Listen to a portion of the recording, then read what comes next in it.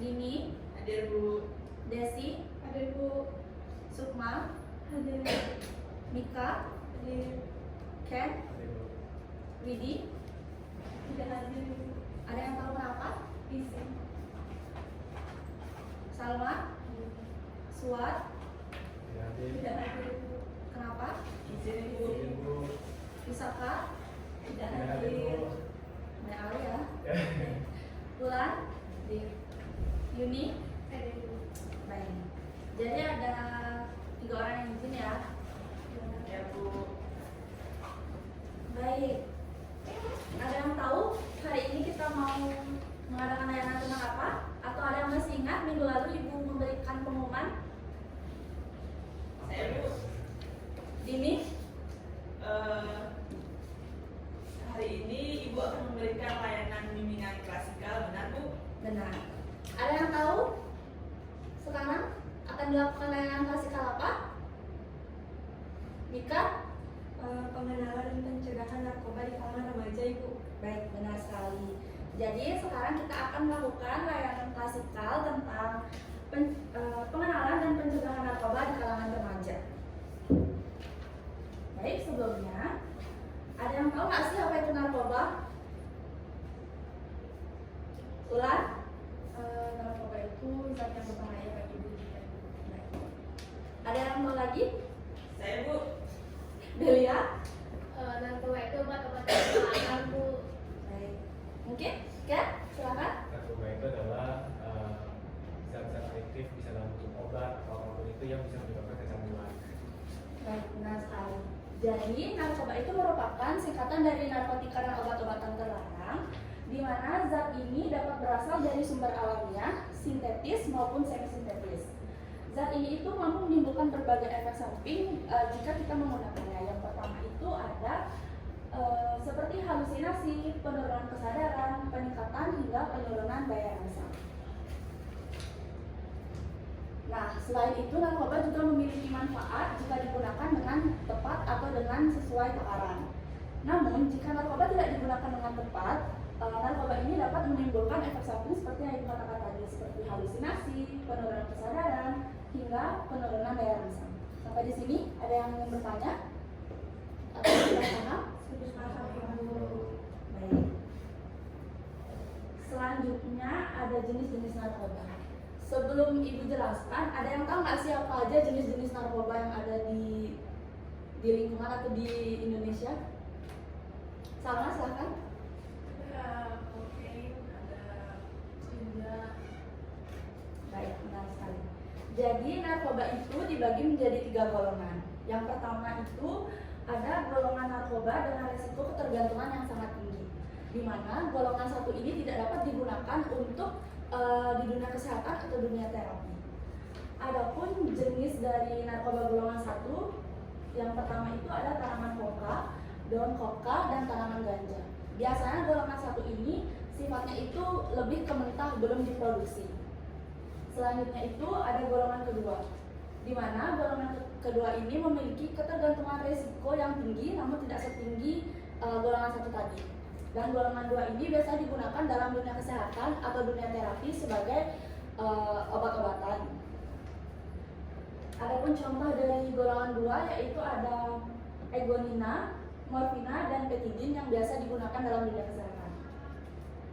Yang ketiga itu ada golongan resiko dengan ketergantungan yang ringan dan dapat digunakan dalam dunia kesehatan. Nah, contoh dari golongan ketiga ini yang biasa kita dengar itu ada sabu-sabu, ganja, dan juga heroin. Nah, jadi di sini Bu ingin bertanya kepada kalian, kenapa sih narkoba itu dapat digunakan di dalam dunia kesehatan? Atau apa alasannya narkoba dapat digunakan di dunia kesehatan? Baik kan, silakan. Setahu saya, mungkin satu pengalaman saya, kenapa narkoba itu diperbolehkan digunakan itu digunakan untuk bius dan untuk menggunakan pasien saat mungkin operasi atau perawatan yang lebih efektif. Dan mungkin juga beberapa banyak juga kaset-kaset dari yang ibu sebutkan tadi seperti ganja itu juga memiliki beberapa manfaat juga bagi tubuh manusia. Jadi ya alasannya mungkin untuk kesehatan juga Bu. Baik, terima kasih Ken atas jawabannya. Jadi mengapa narkoba itu dapat digunakan di dalam dunia kesehatan? Yang pertama itu dapat digunakan sebagai penghilang nyeri, di mana biasanya digunakan untuk mengobati pasien-pasien pasca operasi atau pasien yang memiliki penyakit yang keras seperti kanker. Selanjutnya sebagai penanganan gangguan mental, di mana biasanya orang-orang yang memiliki gangguan mental seperti kecemasan berlebih dapat diobati dengan narkoba ini untuk memutus saraf pusatnya agar tidak memiliki kecemasan berlebih. Bagaimana? Dapat dimengerti? Bisa Ibu. Baik. Selanjutnya itu ada faktor pengaruh mengapa orang tersebut menggunakan narkoba. Di mana di sini ada dua faktor pengaruh, yaitu yang pertama ada faktor individu dan faktor lingkungan.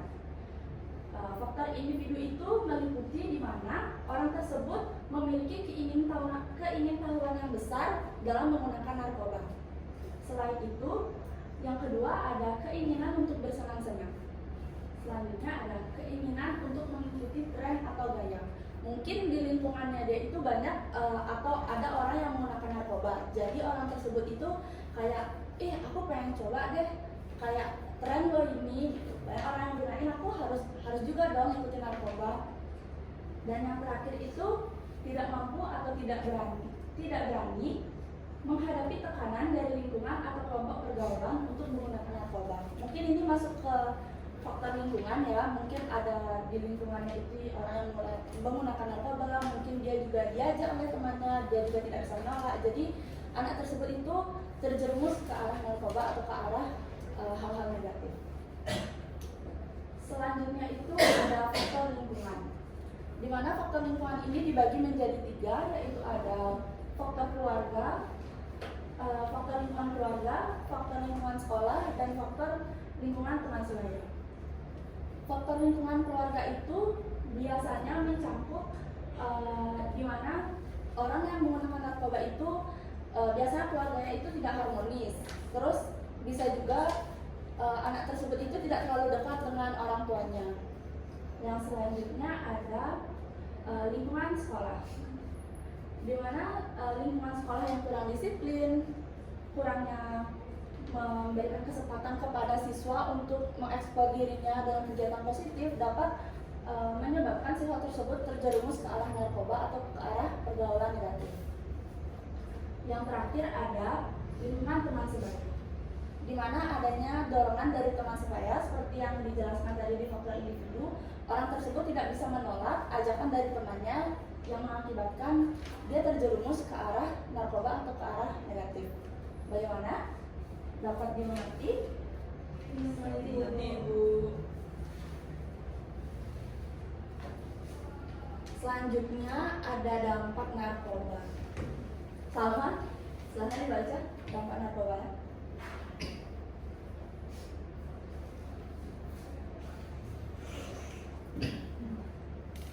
Dampak narkoba yang pertama itu ada dampak fisik. Yang pertama sakit kepala berlebihan, batuk dan pilek yang kepanjangan, dan dari kepala dan sendi, penyakit menular seperti X, herpes dan TBC. Lalu ada dampak psikis. Yang pertama ada lambat kerja, hilang kepercayaan diri dan bunuh diri. Dan terakhir ada dampak sosial, yaitu kurang fokus, masa depan suram, masalah dalam keluarga, dan merepotkan dan jadi korban. Baik. Jadi seperti yang sudah dibaca oleh Salma tadi, dampak narkoba itu dibagi menjadi 3, di mana ada dampak fisik, dampak psikis, dan dampak sosial. Di mana dampak fisik orang yang menggunakan narkoba itu, yang pertama orang tersebut akan merasakan sakit kepala yang berlebihan, di mana biasanya orang tersebut itu menggunakan narkoba secara berlebihan yang mengakibatkan dia itu memiliki sakit kepala yang berlebihan. Yang kedua itu batuk dan pilek yang berkepanjangan. Selanjutnya nyeri kepala dan sendi. Dan yang terakhir itu meningkatkan risiko penyakit menular seperti AIDS, herpes, dan juga TBC. Nah, orang yang menggunakan narkoba itu juga dapat mempengaruhi psikisnya. Yang pertama, orang tersebut menjadi lambat dalam bekerja. Yang kedua, hilangnya kepercayaan diri orang tersebut. Dan yang terakhir, ada keinginan untuk bunuh diri. Nah, jadi menurut pengalaman ibu punya salah satu anggota keluarga juga yang menggunakan narkoba dan berujung bunuh diri. Jadi ibu sangat tidak sarankan untuk anak-anak semua ini menggunakan narkoba karena memiliki dampak yang sangat banyak sekali dan sangat luas, agar nanti kedepannya tidak ada lagi hal-hal yang seperti ibu jelaskan tadi. Dan yang terakhir itu ada dampak sosial, di mana orang tersebut itu akan kurang fokus dalam mengambil tindakan. Selanjutnya ada masa depan yang suram. Orang yang memiliki atau orang yang menggunakan narkoba otomatis masa depannya suram, di mana pas di lingkungan itu pasti dia sudah terkenal sebagai orang yang nggak benar atau orang yang nakal, makanya masa depan orang tersebut itu jelas akan suram. Yang selanjutnya ada masalah dalam keluarga, dan yang terakhir itu sudah jelas orang tersebut akan merepotkan dan menjadi beban. Sudah paham sampai di sini yang ibu sampaikan?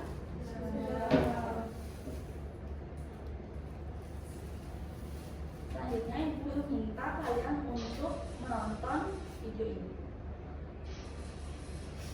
Tim gabungan Polresta Jambi menggerebek sebuah lokasi yang diduga selama ini menjadi tempat penyalahgunaan narkoba di kota Jambi.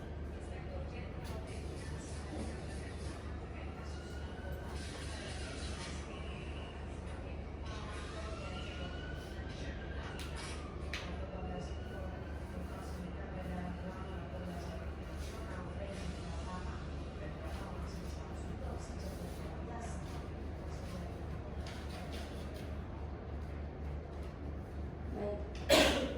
Jadi videonya udah kalian tonton kan tadi? Selanjutnya di sini ibu dapat diagram penggunaan narkoba di Indonesia, di mana 60% dari 100 yaitu pekerja yang menggunakan narkoba di Indonesia. Sedangkan 15% dari 100 ini merupakan pengangguran yang menggunakan narkoba di Indonesia. Nah, 25% dari 100 merupakan persentase dari pengguna narkoba yang dilakukan oleh pelajar atau mahasiswa di Indonesia, di mana remaja memiliki persentase yang sangat tinggi daripada pengangguran yang menggunakan narkoba di Indonesia. Jadi, sekarang ibu minta kalian membagi diri menjadi 2 kelompok, dan ibu akan memberikan pertanyaan mengenai bagaimana upaya pencegahan yang dapat dilakukan di kalangan remaja dan bagaimana penanggulangan yang dapat dilakukan terhadap orang yang menggunakan narkoba. Baik, dipersilakan bagi kelompok.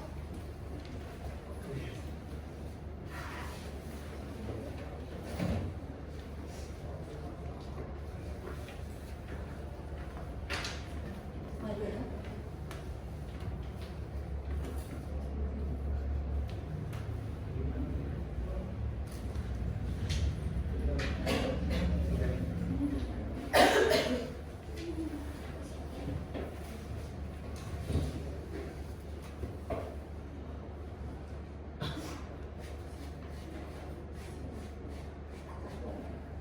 Nanti dipresentasiin satu orang maju ke depan, boleh siapa aja yang minta depan.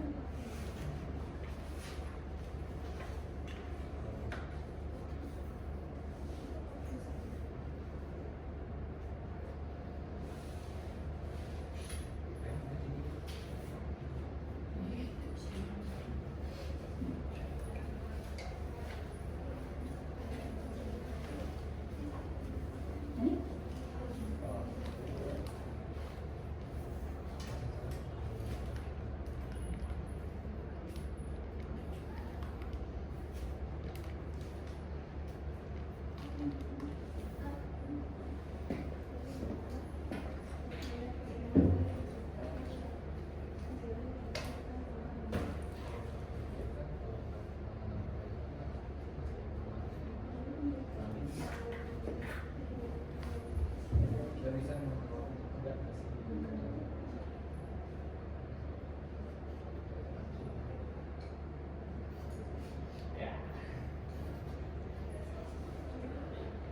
Mika bisa?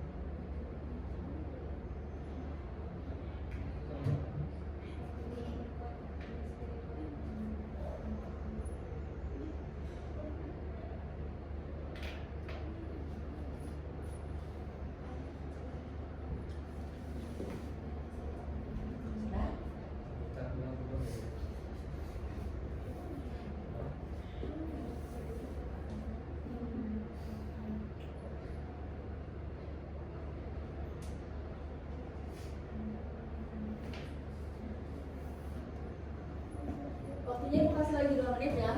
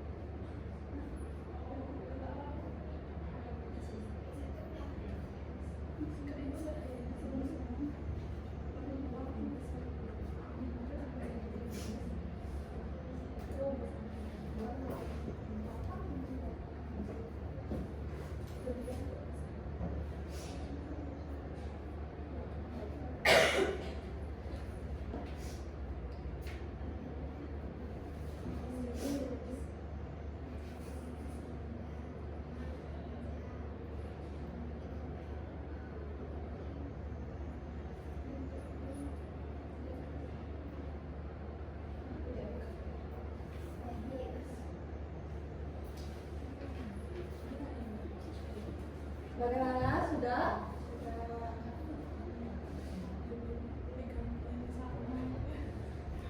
Sudah?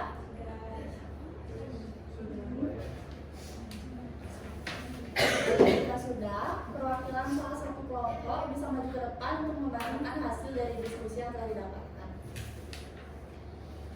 Siapa yang mau duluan? Saya Bu. Ini sana ke depan.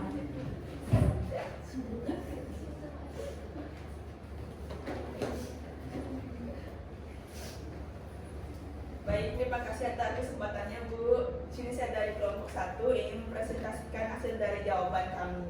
Yang pertama yaitu pertanyaannya, bagaimana upaya pencegahan yang dapat dilakukan di kalangan remaja?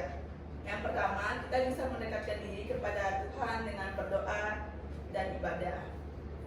Nah, yang kedua, kita bisa menjauhi lingkungan pertemanan yang negatif di kalangan teman sebaya ataupun lingkungan keluarga di rumah. Yang ketiga yaitu kita bisa selalu dekat dengan keluarga dan selalu mendapatkan dukungan yang positif untuk diri kita.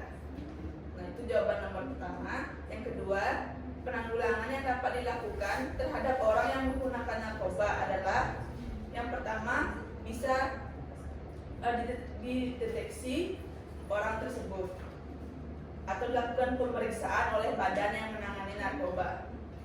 Yang kedua, bisa dengan rehabilitasi agar orang tersebut dapat kembali seperti semula.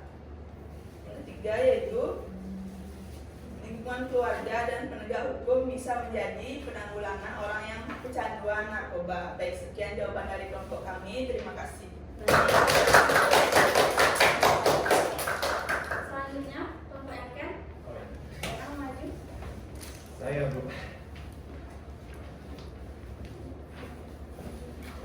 Baik, lagi kami dan saya perwakilan dari kelompok 2 ingin memberitahu apa yang sedang kami diskusikan dari pertanyaannya. Yang pertama, bagaimana cara kita upaya kita untuk mengurangi penggunaan narkoba pada kalangan remaja. Yang pertama, kita harus selektif dalam memilih pergaulan di lingkungan. Bagaimanapun lingkunganlah yang memilih kita. Kita harus bisa punya prinsip untuk berkata tidak pada ajakan. Kita bisa memperkuat iman dan berpikir jangka panjang di kedepannya itu apa dampak buruk yang bisa terjadi dalam hidup kita. Dan yang kedua, bagaimana kita mengingatkan kepada orang-orang yang sudah memakai narkoba. Yang pertama, kita bisa menyadarkan mereka, kita bisa mengerti mereka, dan mungkin kita melanjutkan mereka untuk rehabilitasi medis seperti pemeriksaan kesehatan, dan memberitahu bahwa dampak-dampak negatif apa aja yang bisa berdampak kepada dia dan orang-orang terdekatnya. Jadi itu sekian, terima kasih. Baik, keterangan dulu Kapten. Terima kasih untuk adik-adik yang sudah memberikan jawaban. Jadi di sini upaya yang dapat dilakukan yaitu yang pertama, kita harus selektif dalam memilih pergaulan. Yang selanjutnya itu adalah kita dapat memperkuat ketahanan iman, di mana remaja harus meningkatkan spiritualnya. Karena kondisi spiritual atau kondisi jiwa yang senantiasa diarahkan kepada Tuhan. Jadi kita lebih mendekatkan diri kepada Tuhan ya adik-adik.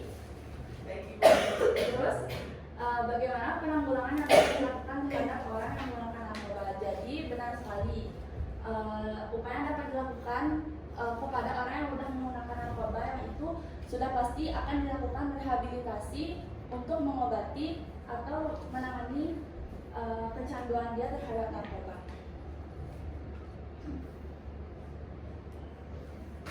Baik, sekian layanan yang dapat Ibu berikan.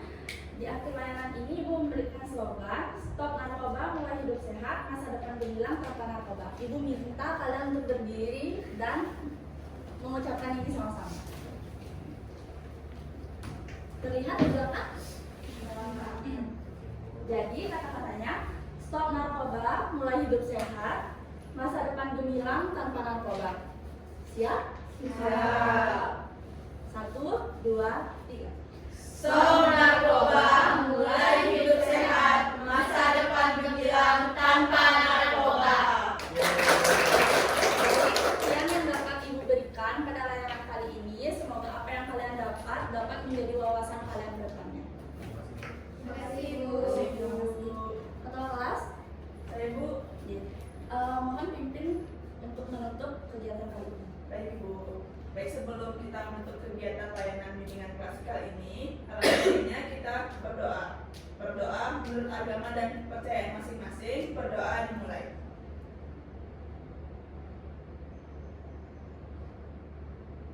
Berdoa selesai. Ngaturang Parama Santi. Om Santi Santi Santi Om. Baik, terima